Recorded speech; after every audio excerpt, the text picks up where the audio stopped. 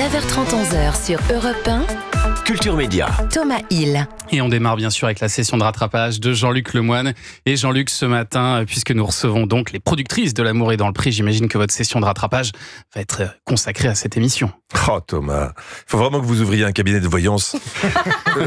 Vous gâchez votre talent en faisant de la radio. Ouais, sûrement. Oui, non, je suis ravi d'être face aux productrices parce que après vous deux, je pense que je suis celui qui regarde le plus l'émission.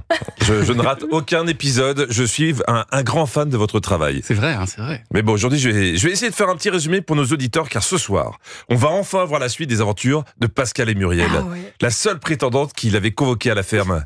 Donc, je vous le rappelle, Pascal avait reçu 2 courriers en tout et pour tout, et avait pris le risque de ne convoquer qu'une prétendante, Muriel. Muriel prépare ses bagages, et le moins qu'on puisse dire, c'est qu'elle ne prend que l'essentiel. Un épluche légumes, une petite cuillère, un économe persil, Un mixeur et du dalopillon. mon lait. Le gouvernement nous ment. On a certes une pénurie d'amoxicilline, mais on parle jamais des pénuries d'épluches légumes ou de petites cuillères. Mais dans le fond, Muriel a raison. Quand tu pars quelques jours chez Pascal, qui est éleveur de vaches laitières, l'important, c'est de ramener son lait. Muriel qui est persuadée d'être la femme idéale. Moi, je suis une femme d'intérieur et d'extérieur. J'aime faire le ménage, entretenir la maison, faire le repassage. Je sais faire la vidange. Ah oui, Oui. ça c'est pratique. Mais Muriel peut aussi vous faire la pression des pneus. Et si vous avez un impact sur le pare-brise, pas plus gros qu'une pièce de 2 €, elle peut y injecter la résine de Pascal. Tu te dis que ça, c'est une histoire qui va rouler entre les deux. Muriel arrive à la ferme et Pascal lui propose un verre. Un verre, ça détend toujours. Un café. Qu'est-ce que tu as? Non, pas de café, merci. De l'eau pétillante. Non, pas d'eau pétillante. Du sirop? Du sirop. Oui, t'as quoi comme sirop? J'ai du sirop de pêche. Pas de pêche. Ça me gratte le palais, la pêche. Je dis pas qu'elle est compliquée, Muriel. Je dis juste qu'au lieu d'un épluche légumes, elle aurait mieux fait de ramener son sirop si elle est pas contente. Ils finissent par boire au salon et Pascal, attentionné, a même mis un joli bouquet de fleurs sur la table. Ça pue, ça. T'aimes pas? Ah non, ça c'est que l'odeur, tu vois, elle est en train de m'enivrer le cerveau et Ah oui elle va me donner mal à la tête. C'est horrible. Ouais, non, là, pour sortir Pascal de ses galères, je pense qu'un joli bouquet d'amanite phalloïde aurait pu faire l'affaire. Mais restons positifs. Lors du speed dating, Muriel avait mis l'eau à la bouche de Pascal avec ses talents de cuisinière. Là, on arrive dans le concret. Premier repas à la ferme. Est-ce que l'ambiance va être aussi caliente? Puis après, tu me fais quoi à manger? Des haricots verts. Ah non, je peux pas. J'ai une rectocolite hémorragique qui me fait une inflammation au niveau des intestins. Je veux présager de rien, mais on est toujours puni par là où on a péché.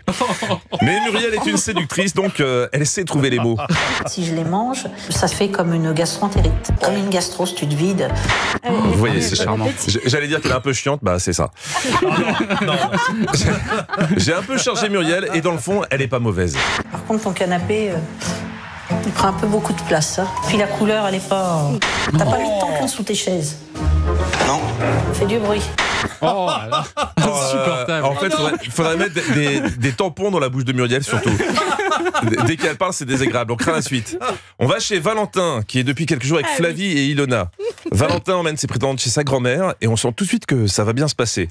Bonjour, Ilona. C'est Ilona. Dis Ilona. Ilona. Dis-Ilona. Guy. Non, un I. Eh ben, c'est bien. Là, normalement, Karine Le Marchand aurait dit: en amour, l'important, c'est de bien s'entendre. Parce que Karine, c'est la spécialiste de la métaphore filée. Là, par exemple, elle parlait de Brice, producteur de sel. Si sa vie ne manque pas de sel, elle reste un peu fade, tant il lui manque ce condiment si savoureux, l'amour. C'est beau, c'est beau. Alors parfois, elle est plus explicite niveau métaphore. Là, un prétendant voulait montrer qu'il maniait bien le couteau. Quoi de mieux, en effet, pour séduire une femme que lui montrer qu'on est un as au maniement du manche? Oh. Bravo, mesdames, bravo. Qu'est-ce que vous entendez par là? Karine, elle fait feu de tout bois. Les prétendants se disputent pour une recette. Il ne faudrait pas qu'avec cette histoire de cuisine, l'ambiance tourne au vinaigre. Face à Marie la sudiste, Isabelle ne perd pas le nord. Elle rebondit sur tout, Karine. Alors moi aussi, j'ai envie de faire ma Karine. Michael a sélectionné 2 prétendantes, Nadia et Rosen. Eh ben, j'espère qu'elle restera pas hackée, Rosen. Ah oui, j'ai décidé de me suicider à coup de jeu de mots. Michael qui avait été très touchant. Julien qui fait oh bon là là. Kérosène. Michael qui avait été très touchant en parlant de ce qu'il recherchait dans l'émission. Ce qui me manque le plus, c'est ma petite main qui arrive dans le dos. Tu sais qu'il y a quelqu'un qui arrive à côté de toi. Je crois que Mickaël recherche un frotteur du métro. Allez, j'aurais encore plein de choses à vous dire, mais comme dans un speed dating de l'amour et dans le pré, on me fait signe que c'est fini. Alors je vous ferai la suite très bientôt. Ah, c'est magnifique. Il y a combien d'auteurs qui travaillent sur les textes de Karine Le Marchand? Est-ce que vous pouvez nous le dire, ça, Gabriel Amater? En fait, il y a un rédac-chef responsable d'un épisode. D'accord. Et il y a une productrice de post-production, Lorraine, qui n'est pas avec nous ce matin.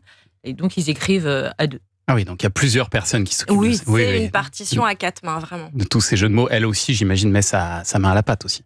Karine, oui. Bien sûr. Ça arrive que oui. quand elle enregistre les voix, elle va changer les choses, etc. Mais c'est vrai que toute l'équipe a une vraie plume et beaucoup d'humour. On le sent. Merci Jean-Luc Lemoyne, qu'on retrouve demain. Et d'ici là, en replay sur europe1.fr.